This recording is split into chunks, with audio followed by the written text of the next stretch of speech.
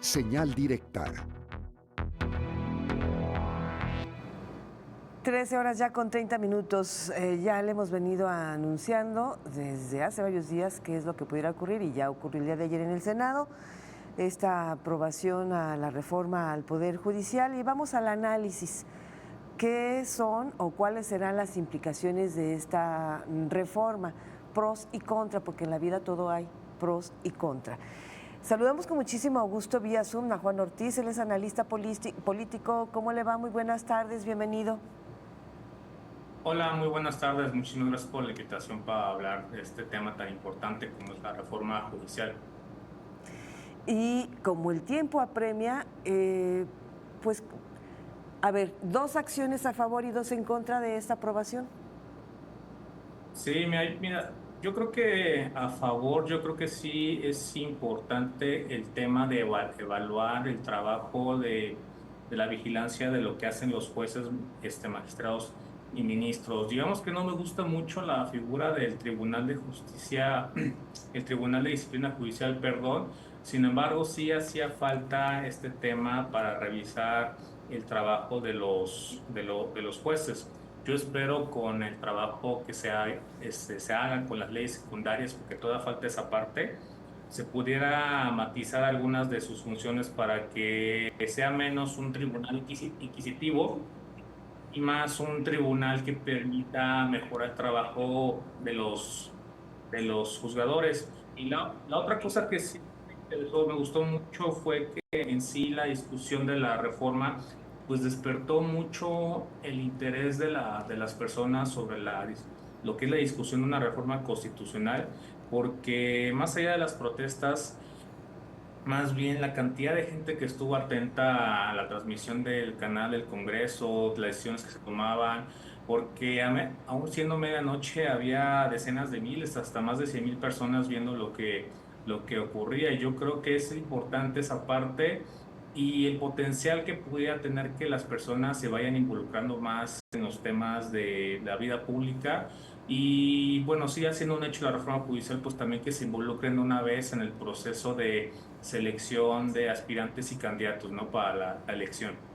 Y de lo malo viene esta parte, el proceso para la designación de candidatos para la elección de jueces, porque la gente va a terminar votando por candidatos, pero la verdad es que quien te va a poner la lista pues va a ser los propios poderes y muy politizado por parte de la presidencia y del Congreso, porque tienen que conformar comités de evaluación que ellos van a poner y estos comités pues van a evaluar los aspirantes y van a reducir esa lista para que los poderes a través de directamente la presidencia, mayoría calificada en el Congreso y mayoría simple en la Suprema Corte, pues elijan a esos candidatos, pero en ese proceso hay un gran riesgo que el filtro pues permita la entrada, que si bien pueden estar preparados, la verdad muy vinculados a figuras políticas, ¿no? Y yo lo comparo mucho con lo que ocurrió en la designación de consejeros electorales del año pasado, donde fue designada como presidenta Guadalupe Tadei, que a pesar de ser un proceso muy enfocado a generar perfiles técnicos, de todos modos, de los 4 cargos, tres ocupaban personas que sí se les identifica mucho con el partido en el poder. Juan Ortiz, bueno, cada mexicano estaría en derecho y en la obligación de formarse su propio criterio respecto a si resulta positiva o no esta reforma. Bueno, así lo hemos visto y esperemos que se continúe en ese tenor, en mayor participación dentro de estos temas que son públicos y que a todos nos deberían interesar. Pero por lo pronto, a ver, ¿qué viene? ¿Qué sigue? ¿Qué podemos esperar toda vez que sí se aprobó la ley, pero todavía faltan las secundarias? ¿En estas podrían venir sorpresas para bien o para mal? Sí se va a prestar mucho para eso porque ya no se necesita la mayoría calificada. ¿Qué es lo que sigue? Ahorita está el proceso de aprobación en los congresos estatales. Se necesitan por lo menos 17, ya van 4 congresos que lo aprueban. Una vez que entre en vigor, se publique en el Diario Oficial de la Federación el día siguiente, el Senado ya tiene que empezar a lanzar la convocatoria y el Congreso Federal tiene 90 días para leyes secundarias que necesita ya nada más la mayoría simple que tiene Morena aliados. Entonces sí se presta mucho para meter ahí candados, pero también hay detalles que pudieran pues ahondar, ¿no? Los aspectos negativos de la reforma judicial. La verdad es que como la reforma judicial pues ya es casi un hecho, creo que también la oposición debe tener un papel ya más propositivo para lo que ellos consideran que son aspectos negativos de la reforma judicial, pues empezar a proponer los candados que pudieran matizar, ¿no? Que ha habido muchas advertencias en cuanto a la designación de aspirantes y candidatos, los criterios para su evaluación, todo ese tipo de detalles, pues ya se tienen que entrar a fondo. Ujú. Ahora, otra de las cosas, ¿qué sigue? Pues también sigue que lo aprueben los congresos del Estado. Ya vemos que algunos le están dando prioridad en sus agendas. Y en el caso de Jalisco es muy particular porque ahora sí que es otro color, es naranja hasta el día de hoy. Hacíamos análisis acá en redacción. Posiblemente Jalisco se espere a que otros congresos la avalen y hagan ya mayoría y no haya necesidad de que Jalisco sesione al respecto.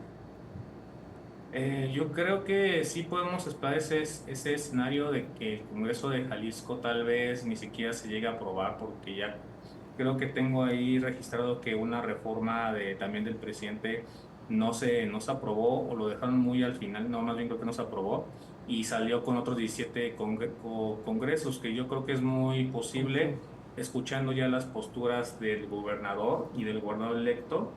Entonces es muy complicado que salga por el Congreso de Jalisco, y también mencionar que la reforma judicial en un transitorio mandata, digamos, a los congresos locales a adaptar la reforma judicial en la legislación estatal. ¿Y con qué objetivo?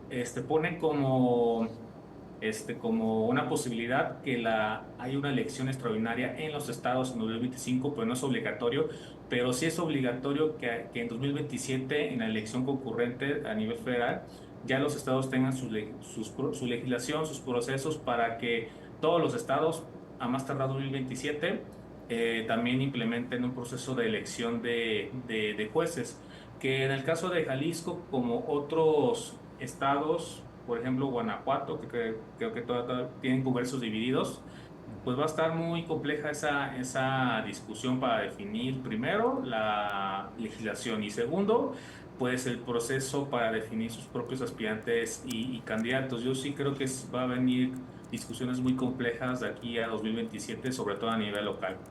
Juan Ortiz, más allá de irnos con la simple idea de que pues no les conviene porque se acaban sus negocios particulares, ¿cómo explicar el por qué existen, por ejemplo, en el extranjero, y también más allá de un intento injerencista, por qué existe preocupación por esta reforma? ¿De qué manera sí podría eventualmente perjudicar?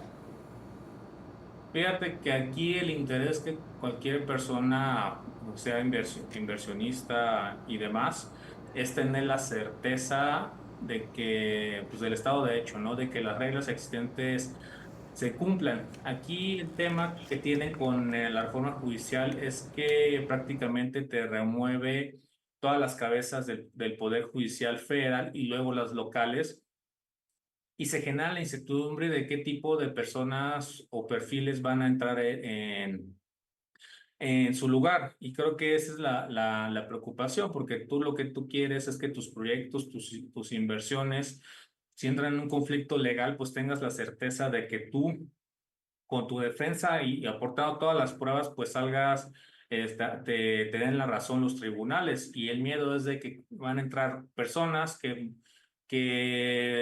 no llamarlo riesgo, pero sí ellos lo advierten, de personas que no tienen ninguna experiencia laboral en lo judicial, que va a ser el caso de los jueces porque no pide ese requisito. Entonces ahí está esa preocupación de los inversionistas de los mercados, y la verdad es que también yo creo que por parte de la oposición y todos los sectores preocupados hay que meternos de lleno al tema de las reglas para definir aspirantes y candidatos para que esa transición no sea tan, no genere un quiebre. Yo creo que ese es el punto, es una transición que no genere un quiebre, porque entonces yo leí que no, su experiencia mínima tendría que ser de 5 años. Igual eso cambia los transitorios, como lo está señalando, no lo sé. Pero, porque aquí sí, casos lo hemos documentado, algunos otros colegas, porque entonces el inversionista extranjero que quiere un experimentado de 30 años corrupto, pues no. Vamos haciendo esta transición como lo está señalando para que se genere certeza a todas las partes, ¿no? Sí, mira, por ejemplo, en el caso de jueces, los requisitos no te piden experiencia laboral. Tú terminas tu carrera de derecho, tienes buenas calificaciones, 8 de promedio, 9 de promedio en aquellas materias en las que quieras competir, y tú ya tienes, tú ya puedes aspirar a ser juez. En el caso de magistrados electorales te piden 3 años, en lo laboral. Y en el caso de ministros, te piden ya cinco años. Entonces, ahí sí es como tú mencionas, tienen el miedo de que pues llegue personas que realmente no estén preparadas, porque una cosa es la teoría y la otra cosa es la práctica. Entonces, he ahí el tema de que realmente pues tenemos que ver en leyes secundarias, pues reforzar esta parte para evitar que esa transición de pasar de jueces, magistrados y ministros experimentados en sus áreas con ya el estudio de todos los casos que llevan revisando, y lleguen en su lugar personas que probablemente no tienen esa experiencia. Y otro riesgo que también se me pasó a comentar es que no, los candidatos no van a hacer campañas, van a depender de los spots de Tiempos radio y oficiales. televisión que les dé el INE y de los foros en los que participen, ¿no? Entonces también, también ahí va a ser complejo para muchas personas conocer los candidatos, y pues también ir viendo de una vez entre todos, pues que hagamos ese esfuerzo de ahora sí de tener el voto informado, porque la reforma judicial pues ya está siendo un hecho. Ortiz, otra gran adolescencia de esta reforma o gran ausencia u otro pendiente, como le gusten llamar quienes nos ven y nos escuchan en este momento, pues al final sigue siendo que no fue integral, ¿no? Porque la parte más endeble dentro del sistema de impartición de justicia no es tocada. Hablamos del caso de las fiscalías que pertenecen a los ejecutivos en los estados y en lo federal, y dentro de estas, por supuesto, los ministerios públicos, ¿no? Sí, mira, de los grandes ausentes está la parte procesal, en el cual pues es todo lo que te ayuda a concluir un caso por parte del Poder Judicial. Está la parte de lo que ya mencionas de los policías y los ministerios públicos, porque es el primer contacto del ciudadano. O sea, con la reforma judicial, si tiene, toda tienes el riesgo de tener un maltrato por parte de un agente del ministerio público, ¿no? Ser discriminado o nuevamente revictimizado. Entonces se dejó de parte eso, también se dejó a un lado el tema de la defensoría pública, porque las defensorías públicas tienen muy pocas personas, tienen mucho trabajo y tienen muy pocos recursos, y porque el acceso a la justicia cuesta y cuesta mucho. No es gratuito como dice en la letra. La verdad es que como el caso de tener que acudir a un médico, o sea, es algo que sí te puede arruinar económicamente, y pues realmente no vieron esa parte, ¿no? Si tú esperas que con la reforma judicial tener acceso a la justicia más rápida y expedita, no va a ocurrir, por más que le pongan en una frase que se tienen que resolver los casos en 6 meses o en un año, no va a ocurrir, porque no estás viendo todo el principio del proceso de este círculo del sistema de justicia, ¿no? El círculo de justicia que empieza desde la policía, los agentes, tener que protegerte con abogados, porque hasta el final del caso llega un juez, ¿no? Y dejamos toda esa parte que no tiene la reforma judicial. Bien, desgraciadamente se nos agotó el tiempo, lo que se aprobó es la reforma judicial federal, ya lo que propone José Ángel, que tiene razón, coincido, me parece que ahí es que los estados, los el Poder Judicial de cada estado que pongan sus barbas a remojar. Es lo que dice, ¿no? Cuando ve las barbas de tu vecino cortar, pon las tuyas a remojar. Juan, rápidamente, en menos de 30 segundos, ¿habrá alguien que pueda parar esta reforma? Porque pues sí hay varios inconformes. Mira, por parte de los partidos, no, porque con el voto del senador panista Yunes Márquez le quitó a la oposición esa tercera parte que necesita para impugnarlo con la Suprema Corte. Hay algunos especialistas de justicia que te dicen que lo pueden hacer vía amparo. Yo desconozco esa parte, habría que ahondar en el tema, pero lo que yo he visto en especialistas es que comentan que por la vía amparo se puede tener alguna esperanza, pero por parte de la oposición partidista ya no hay los números para impugnar en la Suprema Corte. Juan Ortiz, qué gusto tenerte aquí. Nos quedaron algunas preguntas y habrá, si tú no lo permites, pues más adelante seguir con el análisis de este y de otros temas. Claro que sí, muchísimas gracias por la invitación. Muchas gracias a ti. 13 horas con 46 minutos, regresamos.